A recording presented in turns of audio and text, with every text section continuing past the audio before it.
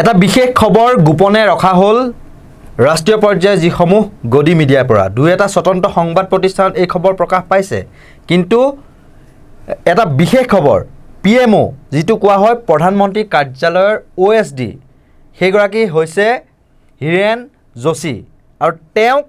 বদলি কৰা হৈছে অৰ্থাৎ প্ৰধানমন্ত্ৰী কাৰ্যালয়ৰ পৰা তেওঁ এতিয়া নিৰুদ্দেশ হৈ আছে অথচ এই খবৰটো কোনো গদি মিডিয়াই প্ৰকাশ কৰিবলৈ সাহস নকৰিলে বাৰু বদলি হোৱাটো বেলেগ কথা কিন্তু তেওঁৰ বিৰুদ্ধে কি অভিযোগ আছে এইগৰাকী হিৰেন যোশীৰ বিৰুদ্ধে অভিযোগ আছে যে তেওঁ এটা ফোন কলত কোনো এটা চেনেলৰ সম্পাদক হওক বা কোনো এংকৰ হওক বা কোনো ৰিপৰ্টাৰে হওক তেওঁ এটা ফোন কলত তেওঁ কাক গালি পাৰিবলৈ দিব তেওঁকে গালি গালাজ কৰিব কাৰ ক্ষেত্ৰত মৌন হৈ থাকিব লাগিব হেতু তেওঁ নিৰ্ধাৰণ কৰিব আৰু সেই তেনেদৰে গদি মিডিয়াক পৰিচালনা কৰা এগৰাকী ব্যক্তিক যেটো তেওঁৰ ওএসডি পদ আছিল তাৰ পৰা বদলি কৰা হৈছে কিন্তু কোলৈ বদলি কৰিছে সেই কথাও আমি নিশ্চিত হোৱা নাই বৰ্তমান সময়লৈকে বা জানিব পৰা নাই আৰু সেই যিগৰাকী বিষয়া আছিল সেই বিষয়াগৰাকী কিন্তু বিজেপিৰ আইটি সেলৰ মুৰব্বী অমিত মালব্যৰ কৈ কিন্তু কোনো গুণে কম নহয় আৰু তেওঁ আমি এক খবৰ পাইছো অভিষেক শৰ্মাই দাবী কৰিছে যে এগৰাকী প্ৰাক্তন সাংসদ তথা বিজেপিৰ জ্যেষ্ঠ নেতাই তেওঁক কৈছিল তেওঁ নামটো লোৱা নাই যে ৰবিশ কুমাৰ অভিষেক শৰ্মাই কিমান ভিউজ পাব 50 লাখ 1 কোটি কিন্তু মোৰ হাতত 20 কোটি মানুহলৈ এটা প্ৰচাৰ যায় বা এটা খবৰ গুছি যায় হোৱাটছএপৰ জৰিয়তে এই কথা কোৱা বুলি অভিষেক শৰ্মাই তেওঁ এটা অনুষ্ঠানত কৈছিল আৰু দ্বিতীয়তে যিগৰাকী প্ৰচাৰ ভাৰতীৰ অধ্যক্ষ নৱনীত কুমাৰ আৰু উপাধিটো মই পাহৰিছো ঠিক নৱনীত কুমাৰে তেওঁ কিন্তু হঠাৎ এৰাতিৰ ভিতৰতে তেওঁ পদত্যাগ পত্ৰ দাখিল কৰিলে আৰু তেওঁ পদত্যাগ পত্ৰ কাৰ্যালয়ে গ্ৰহণ কৰিলে আৰু এতিয়া এটা ট্ৰেন্ড হৈছে কাৰোবাক যদি কৰবালৈ বদলি কৰে উচ্চ পৰ্যায়ৰ পিএমও কাৰ্যালয় সেইবিলাক বাতৰি নহয় বা এতিয়া উপৰাষ্ট্ৰপতিৰ মাজতে হঠাৎ পদত্যাগ কৰি দিলে এই তেনেকুৱা ধৰণৰ খবৰবিলাক গোপনে কিয় ৰখা হয় বা মিডিয়া ব্যৱস্থাটো কোনফালে গতি কৰি আছে বা এটা বিশেষ প্ৰপাগাণ্ডাৰ জৰিয়তে তেওঁলোকে চলাব বিচাৰিছে নেকি সমূহ বিষয় আমি আলোচনা কৰিম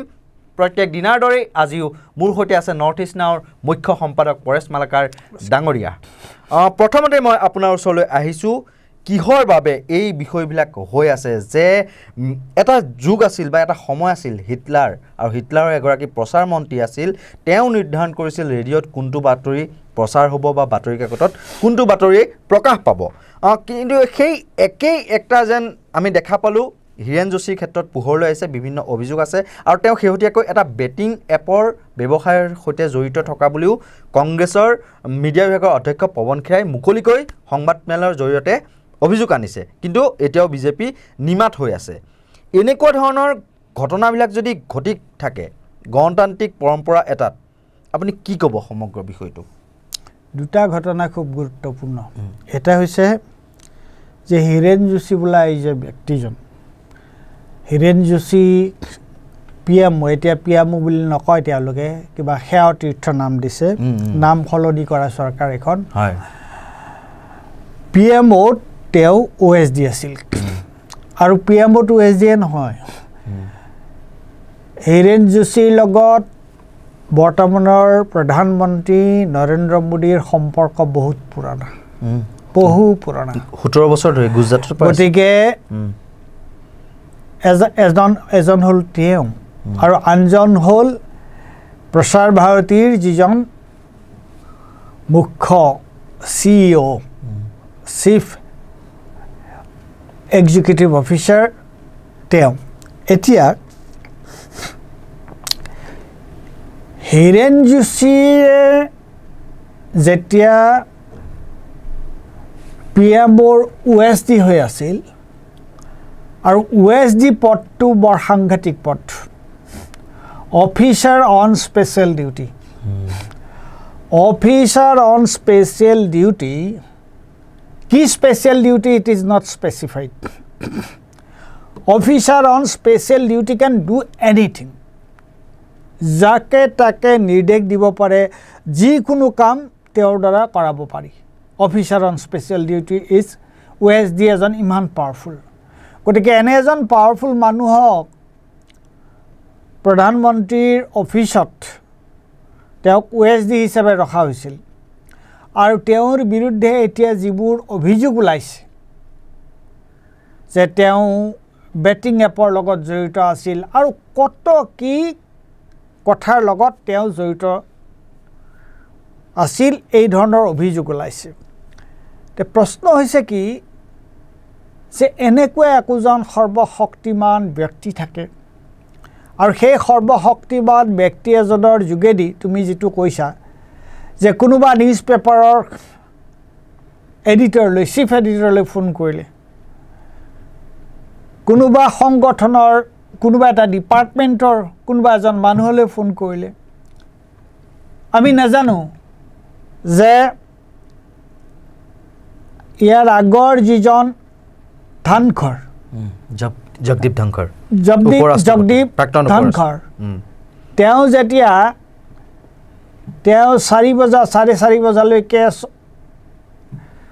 সদনৰ ৰাজ্যসভাৰ কাম-কাজ চলাইছে সভা কৰিছে তাৰ পিছত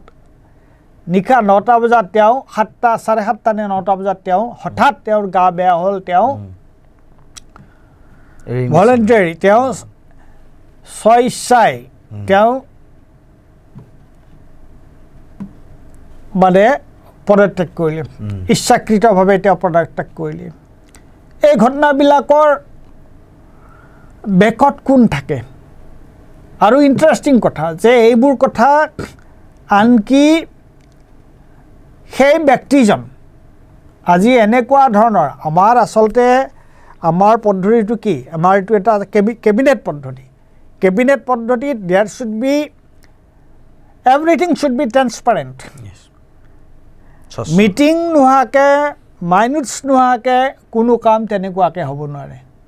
আৰু মিটিং মাইনুটস চৰকাৰৰ অফিচ চৰকাৰত কি হয় সিদ্ধান্ত সদায় ফাইলৰ যোগেদি হয় সিদ্ধান্ত আৰু ফাইলৰ যোগেদি যদি কিবা এটা সিদ্ধান্ত হোৱা নাই তেতিয়াহলে তাত কিবা এটা গণ্ডগোল আছে গতিকে এই ৰাজ্যপালৰ ঘটনাটো ঠিক তেনেদৰে আৰু এটা ঘটনা মই মনত পেলাই দিব বিচাৰিছো যে সময়ৰ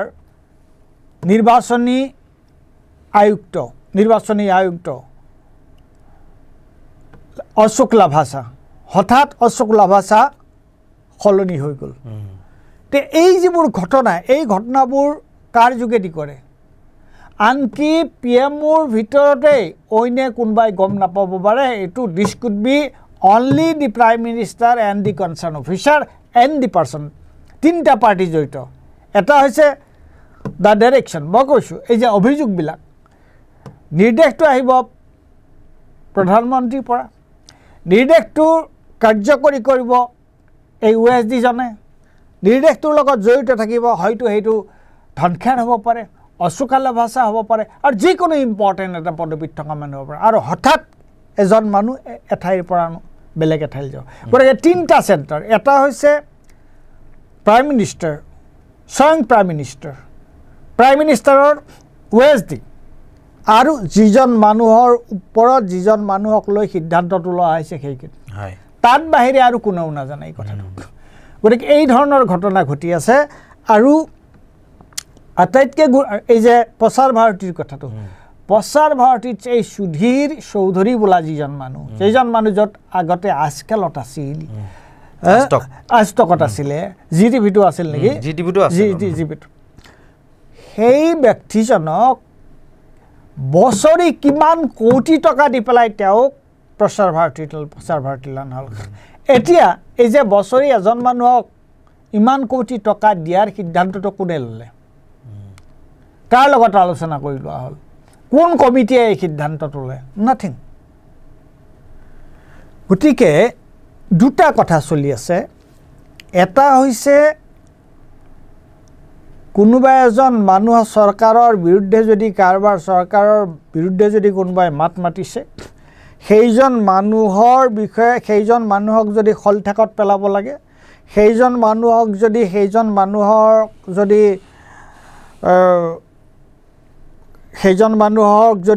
তেওঁৰ ওপৰত যদি এটা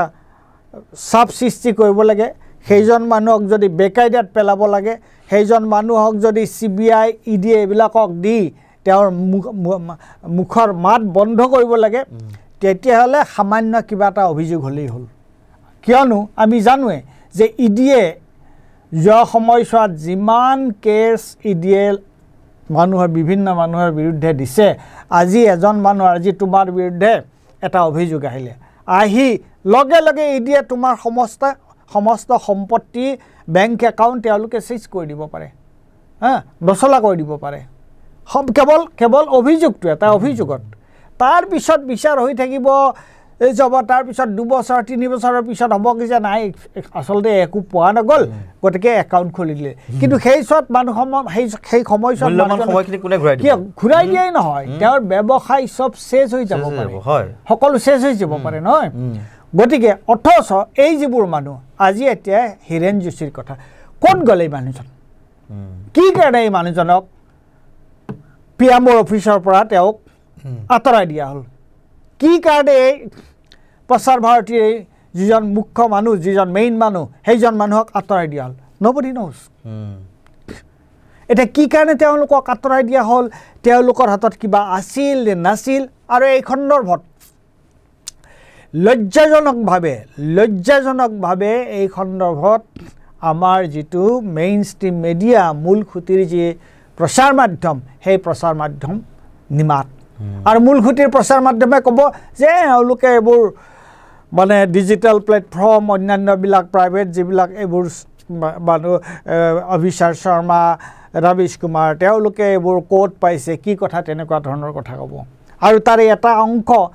যেহেতু এইবোৰ কথা তাত নোলায়, মূল খুঁটিৰ প্ৰচাৰ মাধ্যমত নোলায়, বাকী মানুহে এইটো ভাবিব নহয়ে নেকি কথাটো। গতিকে এনেকুৱা এটা বেহুৰ মাজত, এটা ইক'চিষ্টেম,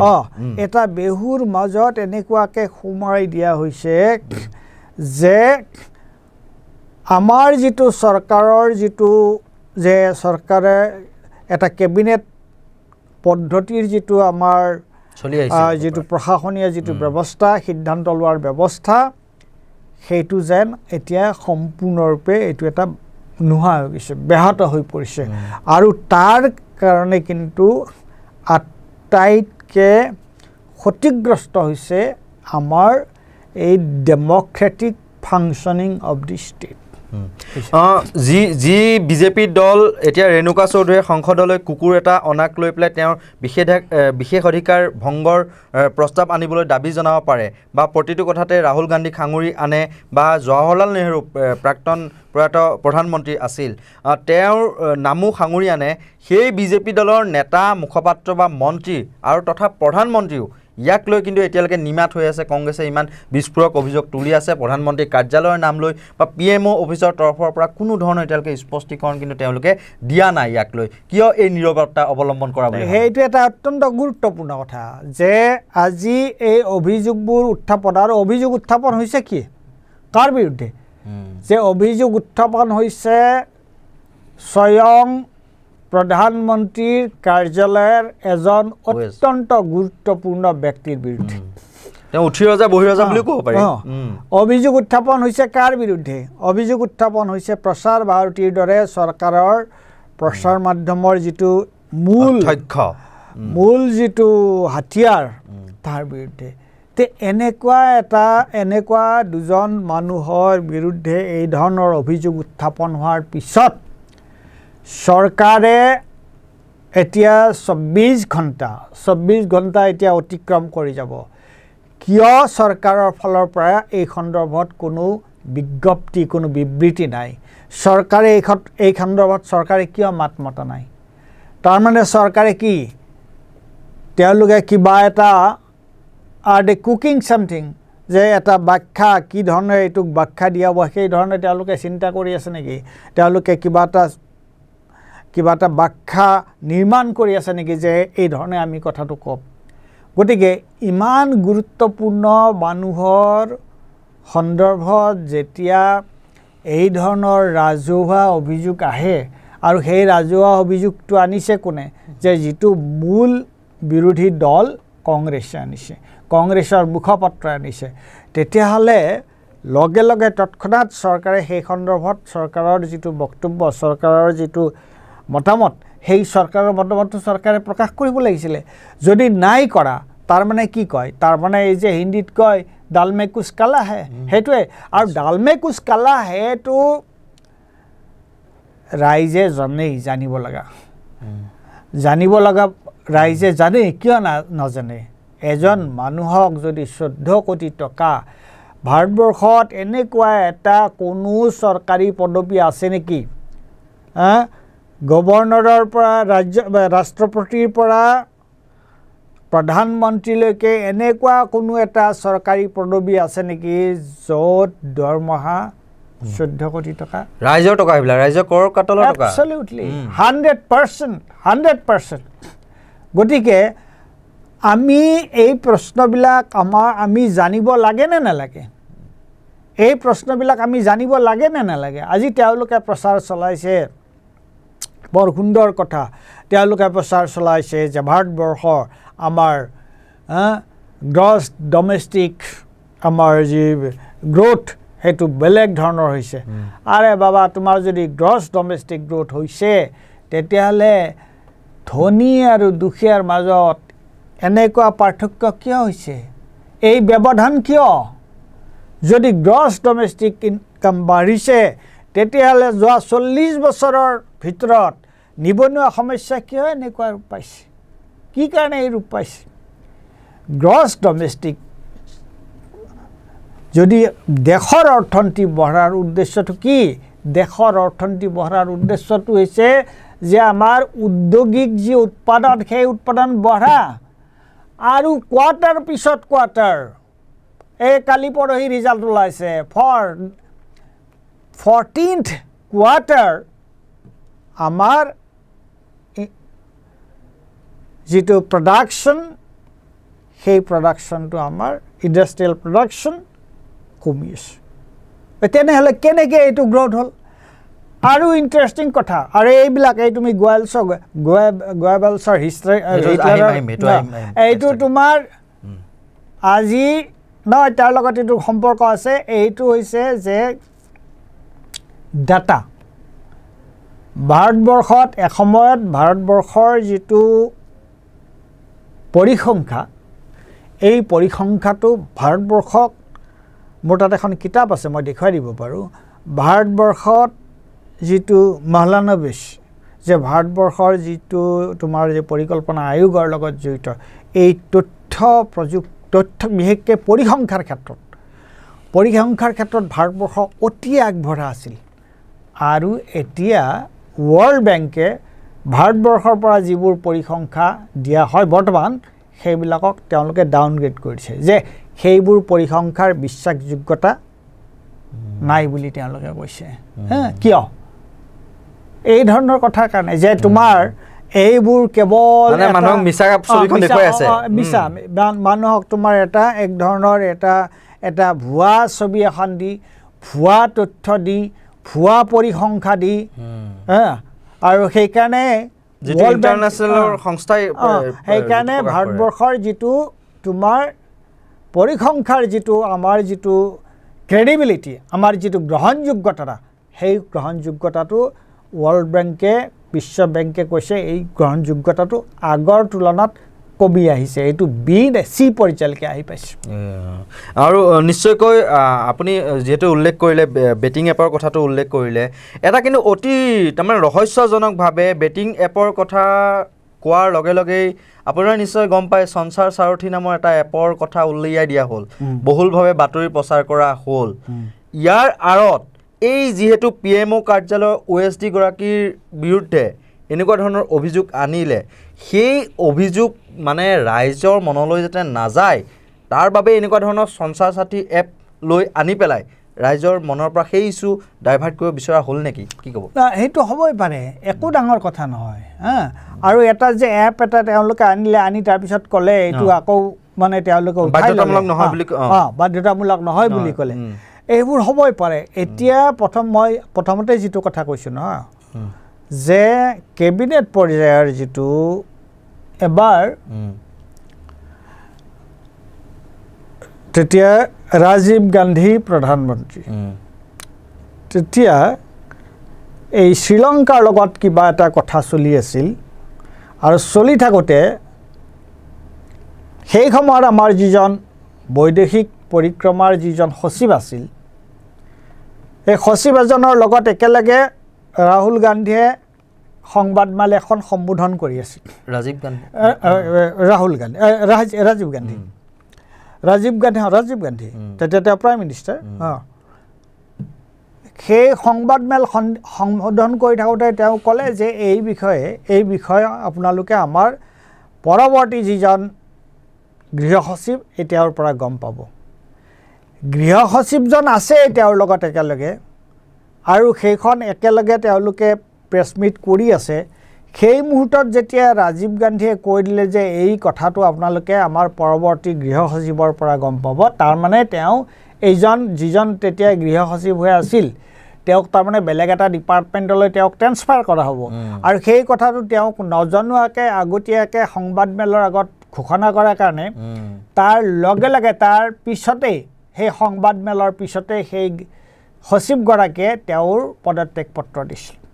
আৰু সেই কথাটো সমগ্ৰ ভাৰতবৰ্ষত মিডিয়াত বৰ বেলেগ ধৰণে ৰাজীৱ গান্ধীক সমালোচনা কৰা হৈছে কিন্তু এতিয়া কি হৈছে এতিয়া নিশ্চুপ হৈ আছে এতিয়া সকলো নিশ্চুপ হৈ আছে মুখত চেলটেপ লগাই থৈ দিছে সকলোৱে যে এই ডাঙৰ ডাঙৰ নিউজ পেপাৰ ডাঙৰ ডাঙৰ তোমাৰ মিডিয়া হাউচবিলাকে চেলটেপ লগাই থৈ দিছে আৰু আমাৰ দৰে সৰু সংগঠনে আমি এই কথাটো ক'বলৈ কিন্তু সত্য ছবিখন দাঙি ধৰাৰ প্ৰয়াস কৰিছোঁ মই একেবাৰে শেষৰ ফাললৈ আহিছোঁ ইয়াত তাৰমানে মই দুটা কথা এই প্ৰশ্নটো থাকিব মোৰ প্ৰথমতে আহিছোঁ হিটলাৰৰ শাসনৰ বিষয়ে আপুনি নিশ্চয় জানে তেওঁ এগৰাকী প্ৰচাৰ মন্ত্ৰী আছিল আৰু প্ৰধানমন্ত্ৰী কাৰ্যালয়ৰ যিগৰাকী OSD হীৰেন যোশী আৰু ইফালে আছিল জোচেফ গোবেলছ এই দুজনৰ মাজৰ যিটো এই দুজনৰ মাজৰ যিটো মানে সম্বন্ধ আৰু সম্পৰ্ক কিবা দেখা পায় নেকি আপুনি মই যেহেতু থুলমূলকৈ আলোচনা কৰিছিলোঁ উল্লেখ কৰিছিলোঁ বিস্তৃত ৰূপত যদি আপুনি কয় এক নম্বৰ আৰু দ্বিতীয়তে মই এটা কথা উল্লেখ কৰি থওঁ যিগৰাকীয়ে কিন্তু মানে পৰিচালনা কৰি আছিল গোটেই তন্ত্ৰটো মিডিয়াৰ পৰিস্থিতিৰ ইক'চিষ্টেমটো সেইগৰাকী মানুহকে কিন্তু আঁতৰাই দিয়া হ'ল আৰু একাংশই এতিয়া অভিযোগ কৰিছে যে প্ৰধানমন্ত্ৰী নৰেন্দ্ৰ মোদী যিহেতু তেওঁ এখন বাওঁহাত স্বৰূপ বুলি কোৱা হয় সেই বাওঁহাতখনেই আঁতৰাই অনা হ'ল এই সমগ্ৰ ইয়াৰ আঁৰত কিবা থাকিব পাৰে নেকি বিজেপিৰ ভিতৰৰ চোৱাত কিবা দ্বন্দ্ব কি ক'ব সমগ্ৰ বিষয়ে নহয় ঘটনাটো হৈছে কি যে এটা যেতিয়া ক্ষমতা যেতিয়া এনেকুৱা ধৰণৰ কেন্দ্ৰীভূত হয় নহয় তাত এই ধৰণৰ কথাবিলাক ঘটে হয় প্ৰধানমন্ত্ৰীৰ যিটো পদবী এইটো এটা অত্যন্ত গুৰুত্বপূৰ্ণ পদবী ইয়াতকৈ আৰু শক্তিশালী পদবী একো নাই কিন্তু প্ৰধানমন্ত্ৰীয়েও তেওঁ মই যিটো কথা কৈ আছোঁ বাৰে বাৰে যে কেবিনেট ছিষ্টেম এটা আছে আজি যিবিলাক খুব গুৰুত্বপূৰ্ণ যিবোৰ নিযুক্তি দিয়া হয় সেই নিযুক্তিবিলাকত কোনে দিয়ে কোন থাকে তাত নিযুক্তিবিলাকত কেন্দ্ৰ চৰকাৰৰ নিযুক্তিবিলাকত যেতিয়া ক'ৰবাত এজন ডাইৰেক্টৰ নিয়োগ কৰিব লগা হ'ল কোনোবা এজন চেয়াৰমেন নিয়োগ কৰিব লগা হয় কেনেকৈ কৰা হয় প্ৰথম কথা হৈছে সেইটোক লৈ পেলাই ডিপাৰ্টমেণ্টে সেই সম্পৰ্কত সকলো ফাইল তেওঁলোকে প্ৰস্তুত কৰে আৰু প্ৰস্তুত কৰি এইটো যদি শিক্ষাৰ লগত ৰিলেটেড কথা হ'ল তেতিয়াহ'লে শিক্ষামন্ত্ৰীজন থাকিব হিউমেন ৰিচোৰ্চ মিনিষ্টাৰ থাকিব এটা থাকিব হিউমেন ৰিচোৰ্চ মিনিষ্টাৰ এটা হৈছে হোম মিনিষ্টাৰ আৰু এটা হৈছে প্ৰাইম মিনিষ্টাৰ সেই কনচাৰ্ণ ডিপাৰ্টমেণ্টটো হোম মিনিষ্টাৰ আৰু প্ৰাইম মিনিষ্টাৰ এইটোৱে সিদ্ধান্তটো লয় আৰু এভৰিথিং ইজ মাইনিউটেড সকলো কথা ৰেকৰ্ড ৰাখিব লাগিব এতিয়া এই যিটো ঘটনা ঘটিছে সেই ঘটনাটো মানুহজন ক'ত গৈছে কি হৈছে যে তৎক্ষণাত যে এনেকুৱা ধৰণৰ ঘটনা এটা হ'ল এইটোক লৈ বহুতেই এই ধৰণৰ এটা জল্পনা কল্পনা কৰিছে যে বিজেপিৰ ভিতৰ চৰত ভিতৰত আৰু তেওঁলোকৰ যিটো মূল যিটো ক্ষমতা কেন্দ্ৰ আছে সেই ক্ষমতা কেন্দ্ৰতে কিবা খেলি মেলি লাগিছে নেকি কিবা গণ্ডগোল হৈছে নেকি বা কিবা ক্ষমতাৰ যিটো ক্ষমতা তাৰ যিটো সমীকৰণ সেইটোত কৰবাত কিবা খেলি মেলি হৈছে নেকি এই ধৰণৰ সন্দেহ বহুতেই কৰিছে আৰু যিটো সন্দেহ কৰাটো অমূলক বুলি আমি ক'ব নোৱাৰোঁ আৰু যিটো মই হিটলাৰৰ প্ৰসংগটো লৈ আহিছিলোঁ হিটলাৰৰ কিন্তু পতন হৈছিল কিমান আৰু প্ৰপাগাণ্ডা চলাব মিডিয়াক হাতৰ মুঠিত ৰাখিছিল কি ক'ব দাদা সেইটোৱে ঘটনাটো হৈছে কি যে তুমি নিয়ন্ত্ৰণ এটা পৰ্যায়লৈহে কৰিব পাৰিবা সদায়তো তেনেকৈ নিয়ন্ত্ৰণ কৰিব পৰা নাযায় নহয় অসম্ভৱ কথা এতিয়া মই নাজানো যে এই বৰ্তমান চৰকাৰে কিমান কি কাম কৰিবলগীয়া নকৰিবলগীয়া কাম কৰিছে তথাপি তেওঁলোকে কপকপীয়া তেওঁলোকৰ নিয়ন্ত্ৰণটো আছেই এতিয়াও গতিকে কি হয় সেই কথাটো এই মুহূৰ্তত ক'বলৈ মুস্কিল কিয়নো যে চৰকাৰৰ যিটো নিয়ন্ত্ৰণ চৰকাৰে যে কব্জা কৰিছে তাৰ বিপৰীতে বিৰোধী পক্ষৰ হাতত কি আছে বিৰোধী পক্ষৰ হাতত না পইচা আছে নে ৰাষ্ট্ৰযন্ত্ৰ আছে বিৰোধী পক্ষৰ হাতত একমাত্ৰ এটা শক্তি আছে দুটা শক্তি এটা হৈছে যে তেওঁলোক বিৰোধী দলবিলাক ঐক্যবদ্ধ হ'ব লাগিব আৰু তেওঁলোকে ৰাইজক সংগঠিত কৰিব লাগিব যে যেতিয়ালৈকে বিৰোধী দলবিলাক ঐক্যবদ্ধ নহয় আৰু যেতিয়ালৈকে তেওঁলোক ৰাইজৰ ওচৰলৈ নাযায় তেতিয়ালৈকে এই যে বিজেপিৰ মাজত ক্ষমতাকেন্দ্ৰিক বিবাদ বা পৈমাল যিমানেই নহওক কিয় নিজে নিজে এইটো আকৌ তেওঁলোকে কিবা এটা কৰি এইটোক তাৰ মাজত তেওঁলোকে এইটোক চম্ভালি ল'ব গতিকে এই মুহূৰ্তত ক'ব পৰা নাযায় যে ভৱিষ্যতৰ পৰিস্থিতিটো কি হ'ব কি নহ'ব এই মুহূৰ্তত আমি একো ক'ব নোৱাৰোঁ কিন্তু ভৱিষ্যতৰ পৰিস্থিতি যে সাধাৰণ ৰাইজৰ কাৰণে যে অত্যন্ত বেয়া অৱস্থালৈ আমি যে গৈ আছোঁ তাত কিন্তু কোনো সন্দেহ নাই নিশ্চয়কৈ সঁচাকৈয়ে কাৰোবাৰ নিয়ন্ত্ৰণত এনেকুৱা ধৰণে যদি সংবাদ মাধ্যম যদি পৰিচালিত হ'বলগীয়া হয় তাতকৈ আৰু কিন্তু গণতন্ত্ৰত মানে ইয়াতকৈ নিকৃষ্ট উদাহৰণ একো থাকিব নোৱাৰে কিয়নো সংবাদ মাধ্যমৰ সদায় গণতন্ত্ৰৰ চতুৰ্থ স্তম্ভ বুলি কোৱা হয় আৰু যিসমূহ চৰকাৰৰ যিসমূহ জনবিৰোধী নীতি তাৰ বিৰুদ্ধে সৰব ভূমিকা গ্ৰহণ কৰিব লাগে সংবাদ মাধ্যমে আৰু লগতে ৰাইজৰ পক্ষত থাকি ৰাইজৰ স্বাৰ্থত ৰাইজৰ অভাৱ অভিযোগ বা যিসমূহ জ্বলন্ত সমস্যা সেইসমূহ চৰকাৰৰ দৃষ্টিগোচৰ কৰোৱাটোহে কিন্তু সংবাদ মাধ্যমৰ দায়িত্ব লাগে কোনো চৰকাৰী পক্ষৰ গুণ গৰিমা মানে যিসমূহ বখানি থকা বুলিয়ে ক'ব লাগিব গুণ গৰিমা বখানি থকা অৱস্থাত তেওঁলোকৰ ভূমিকা হ'ব